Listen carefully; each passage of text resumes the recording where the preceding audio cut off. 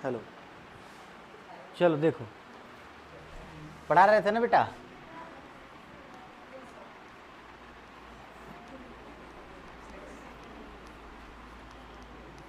Sex determination यानी कि लिंग निर्धारण, यही पढ़ रहे थे हम लोग। ठीक है बेटा, मतलब किसी मेल या फीमेल में उसके जेंडर डिटरमाइन करने हैं कि वो मेल होगा या क्या होगा, फीमेल होगा। ये क्रोमोसोम की हेल्प से होते हैं बेटा। कल बता दिया गया था थोड़ा सा इसके बारे में, बता दिया गया था ना कि क्रोमोसोम की हेल्प से होंगे। Chromosome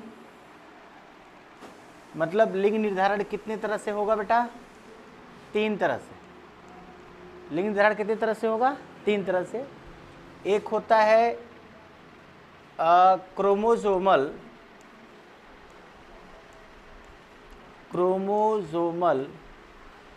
sex determination. Chromosomal sex determination यानी कि कहेंगे इसको बेटा गुणसूत्रीय लिंग निर्धारण। ध्यान दो इधर, गुणसूत्रीय लिंग निर्धारण। ठीक है। दूसरा होता है बेटा एनवायरमेंटल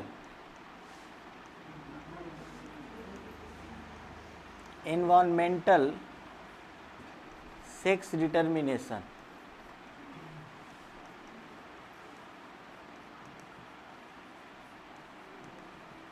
मतलब वातावरणीय लिंग निर्धारण, वातावरणीय लिंग निर्धारण।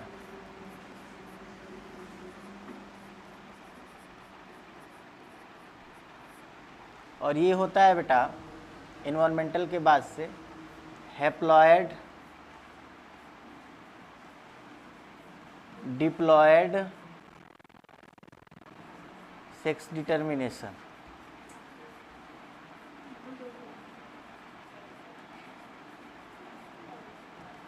मतलब हो गया बेटा अगुणित, क्या हो जाएगा बेटा, अगुणित द्विगुणित लिंग निर्धारण। ध्यान से देखो बेटा, ये 3 चीज़ें होंगी। ठीक है ना, इतनी बातें होंगी जिस पर हम लोगों को बात करना है। एक हो गया बेटा गुणसूत्रीय लिंग निर्धारण, एक हो गया बेटा वातावरणीय लिंग निर्धारण, और एक क्या हो गया बेटा अगुणित द्विगुणित लिंग निर्धारण। 3 चीज़ें, बात समझ में आ रहा ना। तीनों में से सबसे पहला हम लोगों को पढ़ना है बेटा, इन तीनों में से सबसे पहला पढ़ना है,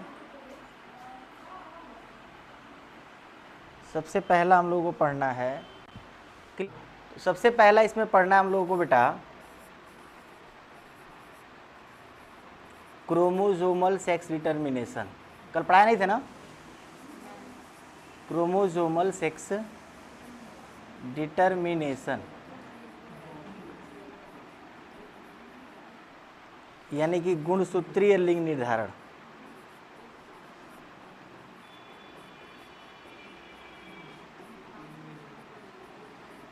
पहले हम लोग ये समझ लें बेटा कि यह सिद्धांत किसने दिया था। यह सिद्धांत दिया था, देखो यह सिद्धांत विल्सन और स्टीवन ने क्या किया था बेटा, प्रतिपादित किया था।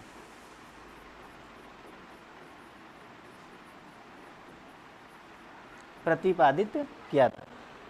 इस सिद्धांत के अनुसार, ध्यान दो, इस सिद्धांत के अनुसार, इस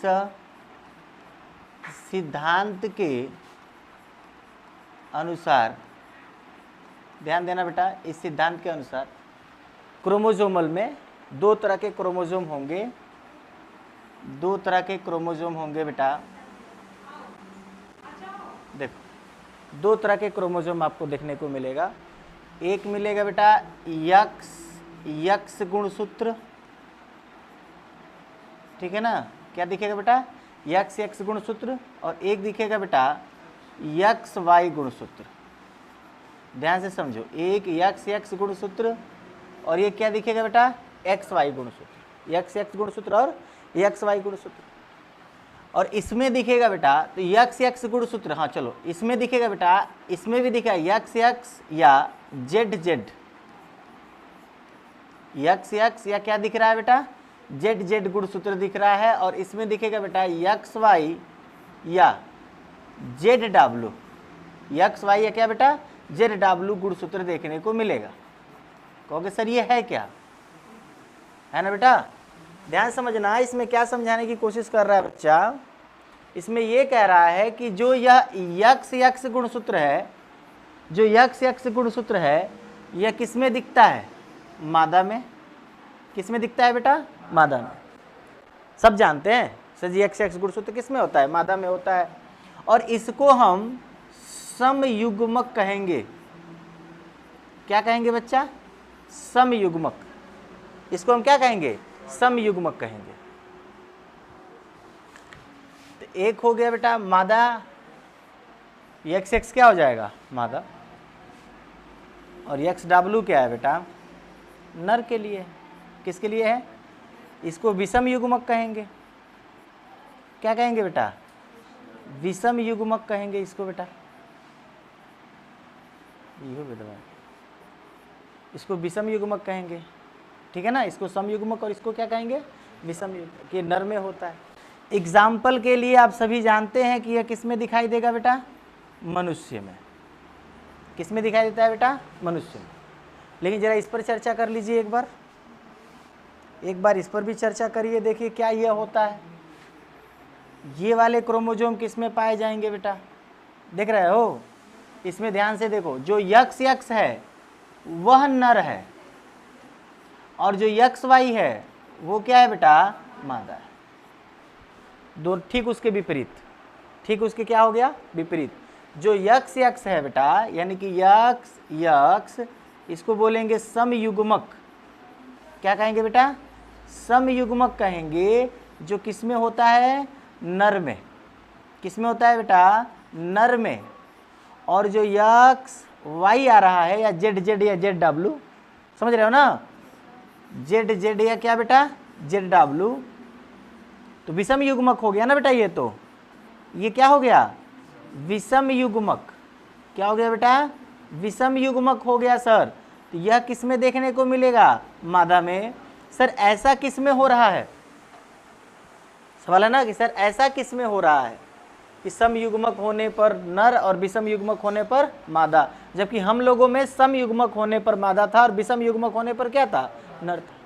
तो इसके एग्जाम्पल है, एग्जाम्पल आप लोग को याद रखना है। एग्जाम्पल में लिख दे रहा हूं बेटा, तितली, हाँ तितली तो कभी करेगा, देखो मछली भी होगा, मछली होगा, पक्षी होगा, तितली होगा। तितली देखे हो ना, बहुत अच्छे। तो मछली, पक्षी, तितली, और इसके अलावा एक और होगा बेटा, उसको क्या कहेंगे हम लोग सर जी, सरीसृप। क्या कहेंगे बच्चा, सरीसृप। हालांकि वो दिख नहीं रहा होगा, सरीसृप मतलब रेप्टाइल्स जितने होंगे। कौन बेटा, रेप्टाइल्स।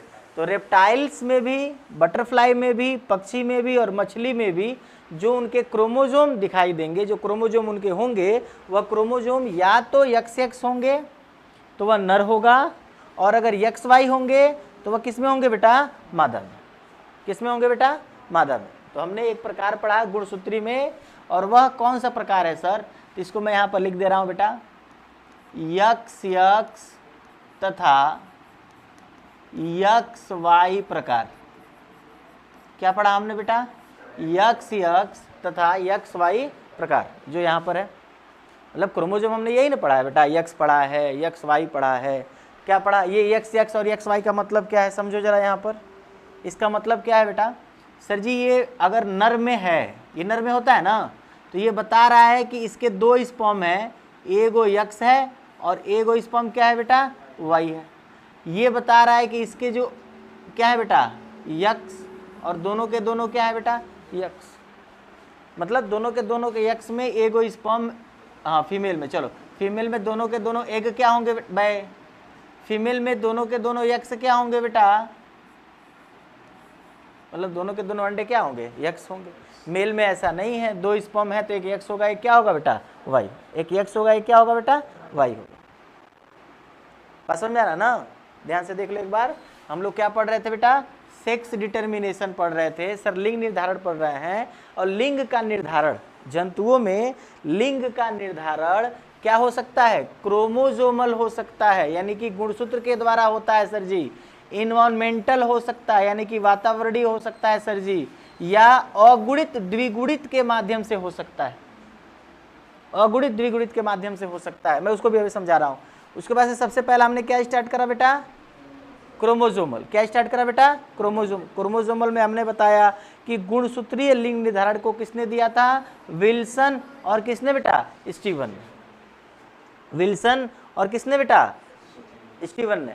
यक्स गुणसूत्र, ध्यान दो यहां पर एक चीज ध्यान दो, यक्स गुणसूत्र है ना बेटा, यहां पर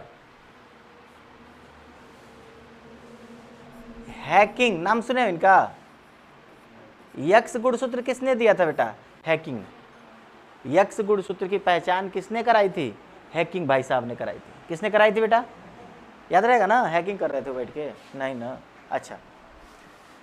तो विल्सन और स्टीवन भाई साहब ने एक सिद्धांत दिया, जिस सिद्धांत में उन्होंने बताया कि किसी भी जीव में लिंग निर्धारण करने के लिए एक प्रकार है यक्स यक्स, और एक प्रकार है यक्स यक्स तथा यक्स वाई प्रकार, और एक प्रकार है बेटा यक्स यक्स तथा यक्स जीरो प्रकार।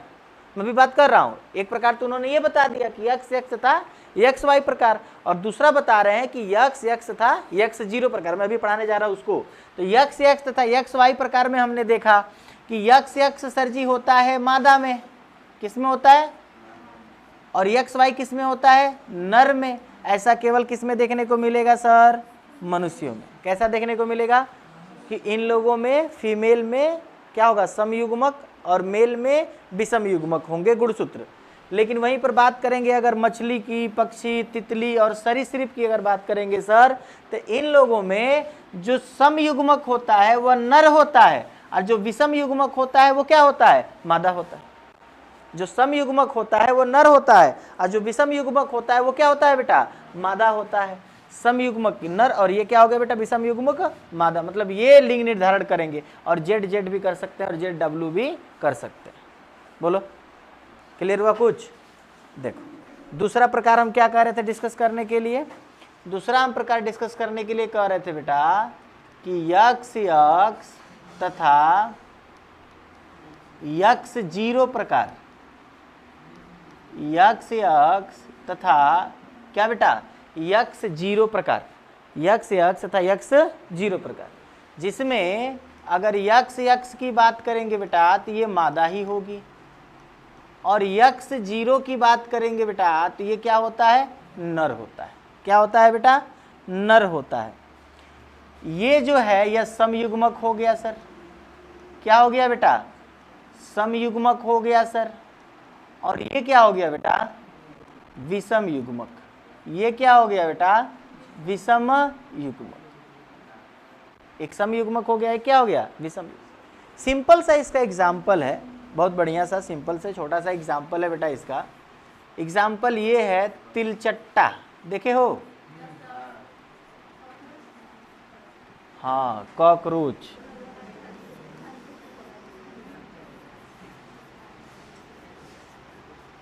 कॉकरोच, ठीक है ना। और उसके बाद से होता है टिड्डा, टिड्डा देखे हो, ग्रासोफर, ग्रासोफर, ठीक। इन दो लोगों में ऐसा पाया जाता है। इन लोगों में अगर मेल है, ध्यान दो बेटा, अगर इन लोगों में अगर क्या है बेटा, अगर तिलचट्टा मेल है तो उसमें कौन सा गुणसूत्र होगा, यक्स जीरो। अगर फीमेल है तो उसमें कौन सा गुणसूत्र होगा बेटा, यक्स यक्स। टिड्डा में और तिलचट्टा में, टिड्डा में और किस में बेटा, तिलचट्टा में। क्लियर है, बात समझ में आ रहा है? तो याद रखना पड़ेगा। देखो पूछ देता है कि बताइए X0 गुणसूत्र किस प्रकार के जंतुओं में पाए जाते हैं। X0 गुणसूत्र किस प्रकार के जंतुओं में क्या होंगे बेटा, पाए जाते हैं, पूछ देगा। और आपको क्या करना पड़ेगा, नहीं बताना पड़ेगा, क्या करना पड़ेगा बेटा, छोड़ के आना पड़ेगा। दूसरा मैंने पढ़ाया बेटा वातावरणीय लिंग निर्धारण। वातावरणीय लिंग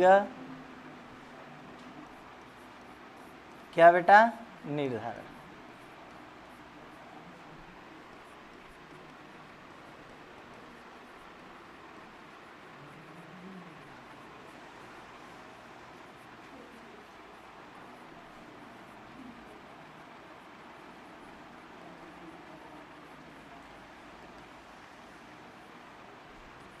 इन्वायरमेंटल सेक्स डिटर्मिनेशन, देखो यह किस में होता है सर, यह दो जंतुओं में होगा बेटा। एक होता है बेटा क से कछुआ, किसमें बेटा, कछुआ में। और एक होता है बेटा ख से मगरमच्छ। क्या होता है बेटा, ख से, ये दो ऐसे अंडे देने वाले जंतु हैं। मगरमच्छ भी अंडे देता है, कछुआ भी अंडे देता है। दो ऐसे अंडे देने वाले जंतु हैं बेटा जिनमें ताप घटाने और बढ़ाने से नर और मादा बन सकते हैं। बताए थे कल ना, ताप और घटाने बढ़ाने से इसमें चिंता करने की जरूरत नहीं है। वैत तोरी के खाई लेकिन नहीं होता डिसो। जैसे हम लोगों में चिंता होती है ना, खाली लड़की हो रही है, सब बोझ हो रही है सब, इन लोगों में है, ये डिसाइड कर सकते हैं। They can decide. क्या हुआ है, खाना हम नहीं चाह रहे हैं, सब लोग यही ना कहते हैं बेटा। लड़की हो गई तो ज़्यादा थोड़ा सा दुखी हो जाते हैं लोग, लड़का हो गया तो भाई बहुत बढ़िया डीजे उजे बजा करके पूरा बाकायदे मछली उछली खिलवाते हैं लोग, है कि नहीं बेटा। और लड़की हो जाती है तो पता नहीं कौन सा विपद सवार हो जाता है। बात तो सही है, लेकिन हाँ जो सीखेंगे वही ना करेंगे। लेकिन इन लोगों में, कछुआ और मगरमच्छ में ऐसी कोई बात नहीं बेटा। जब उनको लगता है कि हाँ भाई अब हमको लड़का चाहिए, तो टेम्परेचर के हिसाब से लड़का और लड़की क्या कर लेते हैं, बना लेते हैं। जैसे अगर कछुए की बात करें, बड़ा इंटरेस्टिंग स्टोरी है। अगर कछुए की बात करें बेटा, तो कछुआ देखो किस टेम्परेचर का यूज करता है। एक करता है बेटा 28 डिग्री सेल्सियस से कम, 28 डिग्री सेल्सियस से कम टेम्परेचर, समझ रहे हो। और एक करता है बेटा कितना, 33 डिग्री सेल्सियस से ज़्यादा। दो टेम्परेचर, ध्यान देना, दो टेम्परेचर के बारे में बात कर रहा है। एक 28 डिग्री सेल्सियस से कम और एक 33 डिग्री सेल्सियस से क्या बेटा, ज़्यादा। 28 डिग्री सेल्सियस से कम और 33 डिग्री सेल्सियस से ज़्यादा। अगर 28 डिग्री सेल्सियस से कम हुआ, अगर 28 डिग्री सेल्सियस से क्या हुआ बेटा, कम हुआ, तो नर कछुआ बनेगा। अगर टेम्परेचर 28 डिग्री सेल्सियस से क्या रखा गया, कम रखा गया, तो कौन सा कछुआ बनेगा, नर कछुआ बनेगा। और अगर इसको 33 डिग्री सेल्सियस से क्या रखा गया बेटा, ज़्यादा रखा गया, तो क्या बनेगी बेटा, मादा कछुआ। अब मैं कछुई नहीं लिखूंगा यहाँ पे, मादा कछुआ। क्या बनेगा बेटा, मादा कछुआ। समझ रहे हो बात सर, बस आ गए। हाँ सही बात है। अगर सर इसके बीच टेम्परेचर रहा तो हो सकता है ना बेटा। अगर इसके बीच टेम्परेचर रहा, मतलब सर अगर 29 हो जाए, अगर 30 डिग्री सेल्सियस हो जाए, अगर 31 डिग्री सेल्सियस हो जाए, अगर क्या हो जाए बेटा, 32 डिग्री सेल्सियस हो जाए, अगर ये टेम्परेचर आ गए, ये टेम्परेचर आ गए, तो सामान्यतः क्या होते हैं बेटा, आधे नर तथा आधे क्या बन जाते हैं बेटा, तथा आधे मादा कछुआ बन जाते हैं। आधे नर हो जाएंगे और आधे क्या हो जाएंगे बेटा, मादा हो जाएंगे। अगर इनके बीच टेम्परेचर रहा तो, लेकिन अगर इससे कम हुआ या इसके बराबर आया, 28 या 28 से कम रहा तो क्या बनेगा बेटा? नर। 33 या 33 से ज़्यादा रहा तो क्या बनेगा बेटा? मादा। 33 या 33 से ज़्यादा रहा तो क्या बनेगा बेटा? मादा।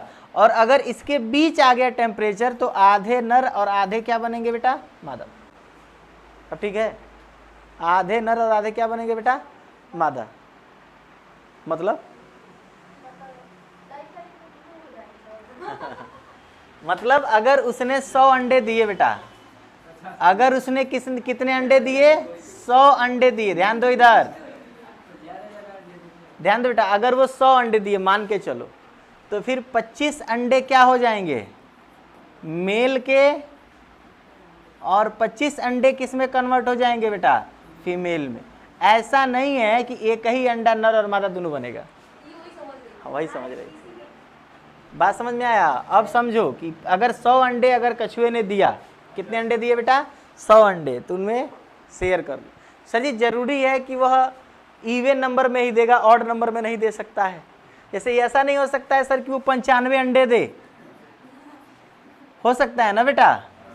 बोलो, जरूरी है सर 100 को अंडा देगा? सर 99 भी तो दे सकता है, 101 भी तो दे सकता है।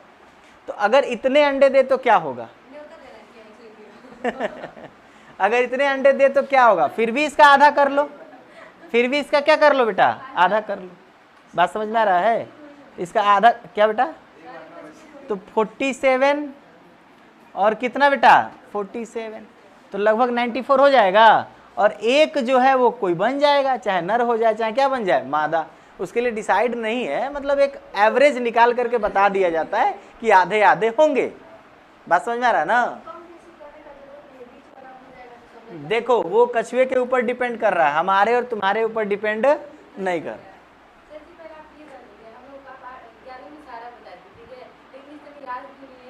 भाई बताए थे, ये तो मुझे भी याद नहीं है कि हम बताए थे। Very good, very good, very good. देखो उधर मगरमच्छ में देखो, नहीं याद है बेटा तो क्या किया जा सकता है? गोली मार दे। देखो ध्यान से देखो, तो लोग कौन है? खीखी खीखी में बड़ा जानो, क्या हुआ? 25-25, अच्छा चलो तो मान लो भाई 25-25 50 से हुआ सर, तो 50-50 कर लो ना, क्या फर्क पड़ता है? इसको कितना बना लो बेटा? 50। चलो अब खुश? हाँ, 50 अंडे काउंट हो गए थे, 100 अंडे थे, 25-25 हो गया था सर, 50 कहाँ गायब हो गया सर? तो उसको 50-50 बना लो। कितने बना लो? 50-50। ये करते क्या है, ये अंडे देने के बाद से बेटा उस टेम्परेचर पर ले जा करके इसको सेते हैं, मतलब उसको टेम्परेचर दिया जाता है। मुर्गी भी अंडे को अंडे से बच्चा निकालने के लिए क्या देती है? मतलब इसको सेना कहते हैं, हैचिंग, इंग्लिश में उसको हैचिंग बोलते हैं, सेना बोलते हैं। तो मुर्गी भी अंडे को सेती है, सांप भी से लेता है, मगरमच्छ भी से रहा है, कछुआ भी से रहा है। तो सांप और मगरमच्छ उसके ऊपर चढ़ करके टेम्परेचर देने की बजाय वह रेत में अलग अलग टेम्परेचर पर रख देते हैं, अलग अलग टेम्परेचर पर छुपा करके रख देते हैं। छुपा करके रख देते हैं तो उनसे उनका दो फायदा हो जाता है। एक तो उनको अलग अलग टेम्परेचर मिल जाता है। कुछ अंडों को देखो यही चीज़ वो करते हैं, उनको नर और मादा चाहिए, उनको भी चाहिए, तो वो कुछ अंडों को अलग टेम्परेचर पर और कुछ अंडों को अलग टेम्परेचर पर, जिस टेम्परेचर पर उनको नर और मादा चाहिए होता है। इससे मतलब उनके दुश्मनों से भी वो बच जाते हैं, मतलब उनके अंडे खाने वाले दूसरे जानवर भी तो है ना। बोलो, कंपटीशन सभी जगहों पे है बेटा। मगरमच्छ ही खुद दूसरे मगरमच्छ के अंडों को खा जाएगा ताकि उसके ज़्यादा बच्चे ना हो, मेरे ज़्यादा बच्चे हों, कंपटीशन कम रहेगा। या कम मगरमच्छ हों, खाने की चीज़ें कम हैं, तो उसमें भी जो होता है ना ताकतवर मगरमच्छ, वो आएगा कमज़ोर वालों को क्या कर देगा? मारना शुरू कर देगा। कि खाने की चीज़ें कम हैं, कम लोग रहेंगे तो आराम से क्या करेंगे? खाएंगे। जस्ट लाइक थैनोस, थैनोस ये न कर रहा था, ये तो देखे भी नहीं होंगे सब एंड गेम में, तुम लोग भी नहीं देखे हो क्या? कौन सी दुनिया में जी रहे हो तुम लोग कि ये सब नहीं देखे हो? तब तो तुम लोगों को इंडिया के वर्ल्ड कप जीतने पर भी कोई फर्क महसूस नहीं हुआ होगा। खत्म हो, खत्म हो। देखो एंड गेम देखना, उसमें एंड गेम नहीं, मार्वल की मूवीज देखना। मार्वल की मूवीज में कैप्टन अमेरिका और आयरन मैन सबसे मतलब उसमें सबसे बेहतर माना गया है। मतलब सब बेहतर नहीं है, बेहतर सब हैं। थॉर हो, चाहे वो अब वो तीरंदाज भाई साहब हो चाहे ब्लैक विडो हो, सब एक से बढ़कर एक हैं। लेकिन प्रॉब्लम ये है उसमें कि आयरन मैन का जो फैन फॉलोइंग है वो सबसे ज़्यादा है। मैं भी एक फैन हूँ उसका। एंड गेम जब खत्म होता है, मतलब मूवी का जब लास्ट पार्ट खत्म होता है, इसको एंड गेम के नाम से बनाया गया है, एवेंजर्स एंड गेम, तो उसमें आयरन मैन मर जाता है। आयरन मैन मर जाता है और ये कैप्टन अमेरिका जो होता है वो भी बूढ़ा हो जाता है। वो लगभग 200-300 साल जी लिया होता है, तो वो भी बूढ़ा हो जाता है अचानक से। देखना ये पिक्चर तुम लोग। तो जब ये वर्ल्ड कप जीता गया है ना, तो उसको इसी से रिलेट किए हैं सब। ये कुछ एंड गेम की तरह ही है कि जब हम लोग वर्ल्ड कप हारते हारते हैं, वो भी कई बार विलन से हारते हारते आ रहे थे सब। ये भी विलन से मतलब हर बार वर्ल्ड कप क्या हो रहे थे, हारते हारते आ रहे थे, और अंत में जब जीते हैं तो हमने आयरन मैन की तरह विराट कोहली को खो दिया और कैप्टन अमेरिका की तरह रोहित शर्मा को। ये दोनों संन्यास ले T20 वर्ल्ड कप से, तो हम लोग दोनों को खो दिए। तो कनेक्ट नहीं करते तुम लोग, रिलेट नहीं करते, देख नहीं रहे हो तुम लोग। देख लो कभी टाइम निकाल के एवेंजर्स का पूरा। उसके लिए कॉमन सेंस चाहिए उसके लिए कॉमन सेंस चाहिए, दिमाग बैठा करके बैठ के देखना पड़ता है। साइंस फिक्शन मूवी है ना बेटा,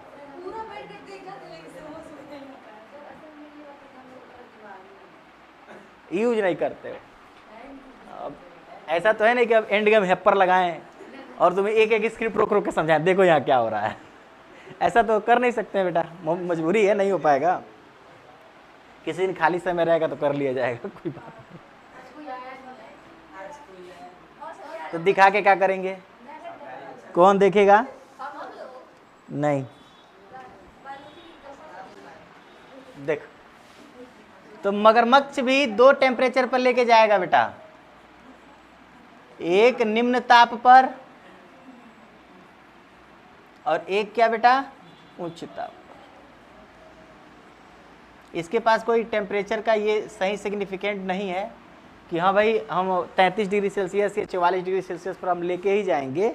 वह निम्न ताप पर और उच्च ताप पर लेकर के जाएगा बेटा। बात समझ में आ रहा है ना? जब उच्च ताप होगा, अगर निम्न ताप होगा बेटा तो मादा बन जाएगी। क्या बन जाएगी? मादा। और ये बनेगा तो क्या बन जाएगा बेटा? नर। याद रख लेना इसको, इस साल याद रखना पड़ेगा, बोर्ड्स में आ जाएगा। तो फिर लिखना पड़ेगा ना बेटा, क्या पढ़े तुम लोग कि वातावरणीय लिंग निर्धारण। वातावरणीय लिंग निर्धारण में आपने क्या पढ़ा कि कछुआ और मगरमच्छ। वातावरण मतलब किससे है? जिसमें वो रह रहे हैं, हम लोग जिसमें रह रहे हैं, जिस सराउंड में, जो सराउंड हमको घेरे हुए, वही ना हमारा वातावरण, वही ना हमारा इन्वायरमेंट है। अच्छा, इनका टेम्परेचर कितना है बेटा? कछुए के लिए एक 28 डिग्री सेल्सियस या उससे कम, और एक 33 डिग्री सेल्सियस या उससे ज़्यादा। 28 डिग्री सेल्सियस या उससे कम है तो ये क्या बना लेंगे? नर कछुआ। और 33 डिग्री सेल्सियस या उससे ज़्यादा है तो क्या बना लेंगे बेटा? ये मादा कछुआ। अगर बीच के टेम्परेचर में रहे तो अंडों के हिसाब से 100 अंडे हैं तो 50 क्या बनेंगे? नर, और 50 क्या बनेंगे? मादाएं बनेंगी। 25 अंडे हैं तब सर जी तो 12 नर और 13 मादाएं, या 13 नर 12 मादाएं। मतलब ये कुछ ऐसा होगा, एक अंडे को फोड़ के फेंक नहीं देंगे या एक अंडे को खा नहीं जाएंगे, रखेंगे उसको। ऐसा नहीं हो सकता है, ऐसा नहीं हो सकता है। 50-50 क्या बनेगा बेटा? 50-50। तीसरा देखो, तीसरा प्रकार देखो, तीसरा प्रकार देखो। तीसरा ये है बेटा, ध्यान समझना। तीसरा ये है, उसमें लिखे तो थे, क्या लिखे थे? अगुणित। क्या लिखे थे बेटा? अगुणित, द्विगुणित लिंग निर्धारण। अगुणित द्विगुणित लिंग निर्धारण, ध्यान दो इधर। Haploid, diploid sex determination.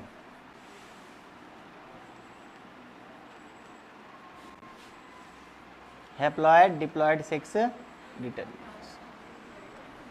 ऐसा किस में होगा सर? यानी कि अगुणित और द्विगुणित से क्या मतलब है ना? अगुणित होगा तो सर वैसे ही कोई कैरेक्टर नहीं डिसाइड होगा, हमने पढ़ रखा है, उसके लिए द्विगुणित का होना जरूरी है, हमने पढ़ा है ना। लेकिन इसमें होगा, और किस में होगा? किसके अंदर ऐसा हो रहा है सर? ऐसा होगा बेटा मधुमक्खी के अंदर।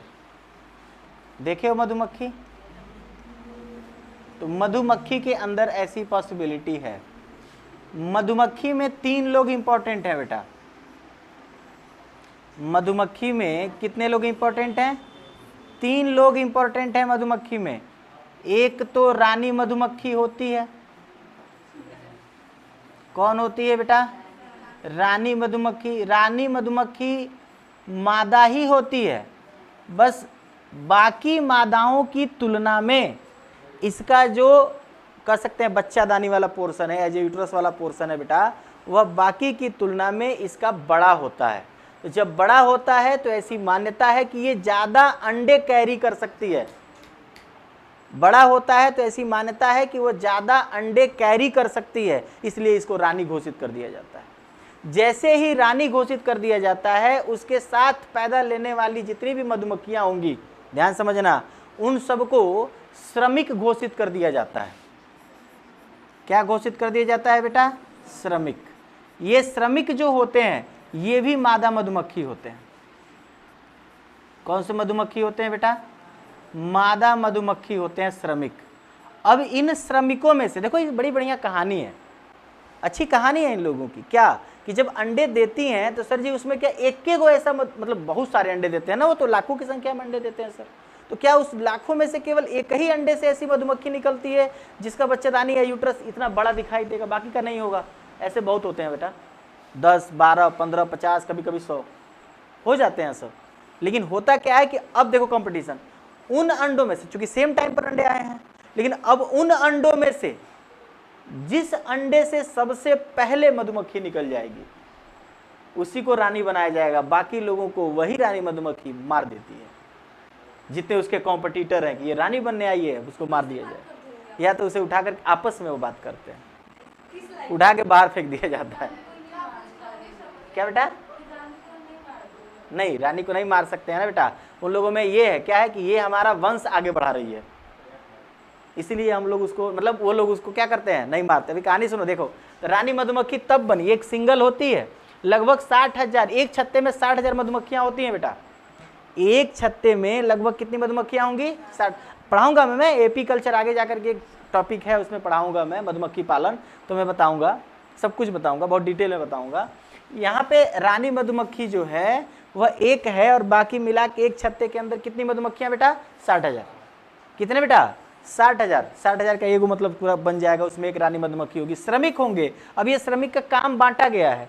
श्रमिक का काम बांटा क्या गया है कि कुछ श्रमिक ऐसे होंगे जो रानी मधुमक्खी को नहलाएंगे, उसकी देखभाल करेंगे, उसके लिए लेकर के आएंगे शहद खाने के लिए बढ़िया वाला छाटबीन करके, मतलब ये सारे, हाँ, बेना डोलाएंगे, मतलब सब कुछ उसके लिए। मतलब मैं बता रहा हूँ तुमसे, मैं वो लिस्ट नहीं लाया क्योंकि एपी कल्चर में उस लिस्ट को मुझे बताना है कि श्रमिक मधुमक्खी, हाँ, श्रमिक मधुमक्खी जो है वो कितने काम करती है बेचारी, उसको डिटेल में पूरा लिखा गया है और बुक के में लिखा गया, बुक में लिखा गया, अपने पास से कोई कहानी नहीं है। बिल्कुल सच में ऐसा होता है।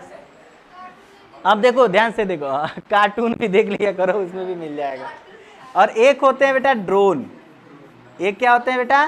ड्रोन। इन्हीं के कॉन्सेप्ट से वो ड्रोन कैमरा बना हुआ है। एक होते हैं ड्रोन, जिनको कहते हैं नर मधुमक्खी। क्या कहते हैं बेटा? नर मधुमक्खी। ध्यान से समझना इसको।